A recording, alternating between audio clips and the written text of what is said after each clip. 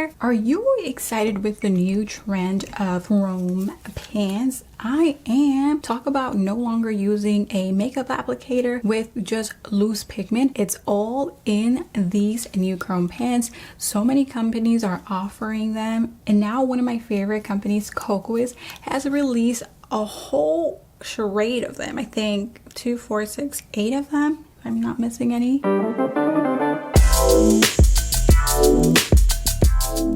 Hey there, I am Paola of PaolaPonceNails.com, and in this channel we talk about all things Japanese shell and entrepreneurship in the nail industry.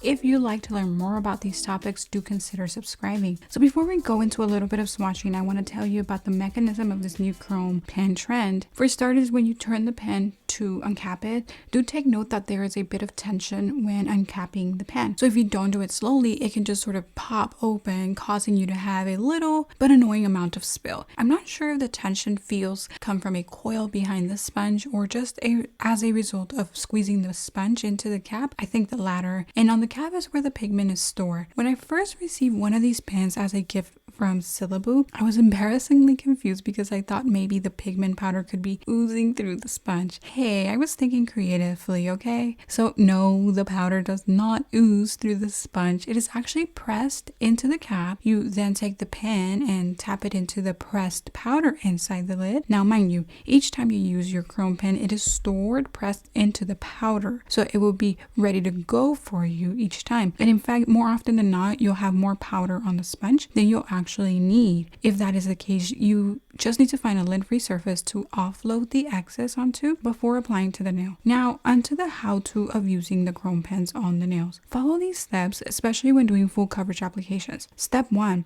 The right chrome base gel is king. First things first, chrome pens and powders for that matter will only work on a tack-free glossy clear gel, which is why oftentimes a non-wipe top gel is needed as the gel layer the chrome powder glides onto. Now, not all non-wipe top coats are created equal. You will have to test the optimal cure time of your non-wipe top gel. For example, if you undercure the top gel, your chrome pigment will glide on but may prematurely chip. If you overcure your top gel, often the chrome will not glide on to the top gel. So for instance, you can use Kokoist Ultra Glossy Non-Wipe as a base for the chrome, but we found that this top gel should only be cured for 10 seconds, and so this may cause premature chipping. However, if this is your only option, do not worry. The next steps include tips and tricks to make this process foolproof. My best advice for ultimate chrome nail success is to actually invest in a separate dedicated chrome use gel, like Daily Charme's non-wipe chrome gel. I've used this one for a few years now, by far the best for me as far as consistent results and wearability. I'll link it for you in the description box below in case you are interested. My other piece of advice is that no matter what non-wipe top gel you use, apply a nail primer on the tip of the nail so that even if your gel does not adhere well to the chrome pigment, this primer will aid in the bonding. When you use your bonder brush, tap off some excess and do not brush downward, but rather upward so that you don't wipe off much of your pigment. Step 2. So now that you've chosen your chrome base gel, cautiously open your chrome pen. As mentioned previously, slowly twist the pen open, rub off any excess on a lint-free surface, and begin applying. Step 3. Apply your chrome powder. Now, yes, you can tap and apply, but I find that the technique you really need for a successful chrome application is one of burnishing. Burnishing is the act of making shiny by friction. So initially, tap your chrome powder on to get a sufficient amount of powder onto the nail surface, especially if you're doing a full cover. Then burnish it. So rub the chrome pigment fast and with pressure to activate the high gloss by friction. Step 4. Cure. Yes, cure that chrome pigment for at least 10 seconds. Any last bit of uncured gel particles will attract the chrome pigment. Step 5. Dust off the excess. Now, while you may have done a great job about burnishing your chrome pigment on, there may be few loose particles. One of the big reasons why you'll want to dust off with a very soft bristle brush is because you will murky your next layer of clear gel, making the glossy effect you achieve by burnishing to dwindle. Step 6. Seal it with bonder. Remember to brush upward, not downward.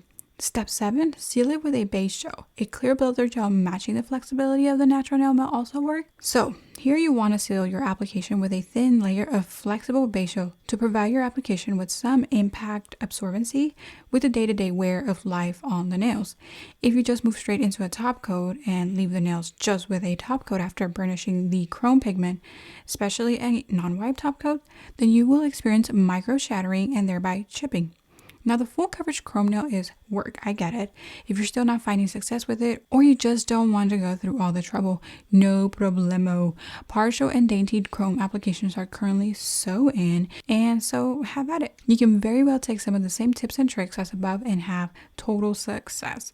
Now, I do want you to check out all of the colors I own from the Kokoist Chrome collection, and I also want to show you 2 really cool ways to swatch your chrome pens. Enjoy the swatching. You'll be shocked to see that what you see is not actually what you get with these colors.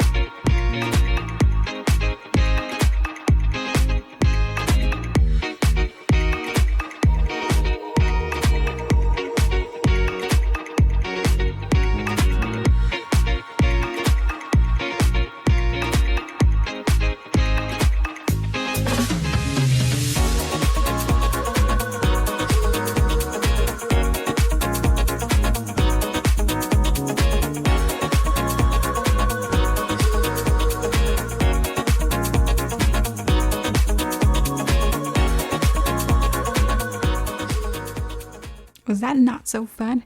Okay, so I'm all about swatching what you own, whether that's a solid color, a glitter, a chrome pigment.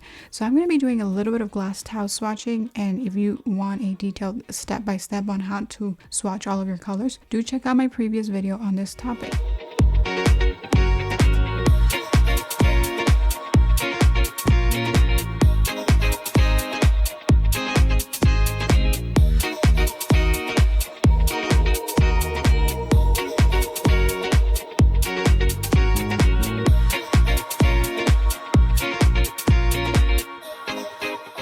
I hope you enjoyed this step-by-step and the swatching suggestions. If you'd like to come and hang out with a group of like-minded niche Japanese and Korean gel users, do check out our Facebook community and consider joining us with the link in the description box. And because I most likely will not be giving all of the rest of my chrome powders much use now that I have the convenience of a chrome pen, I'm actually giving away all of my chrome powders and applicators.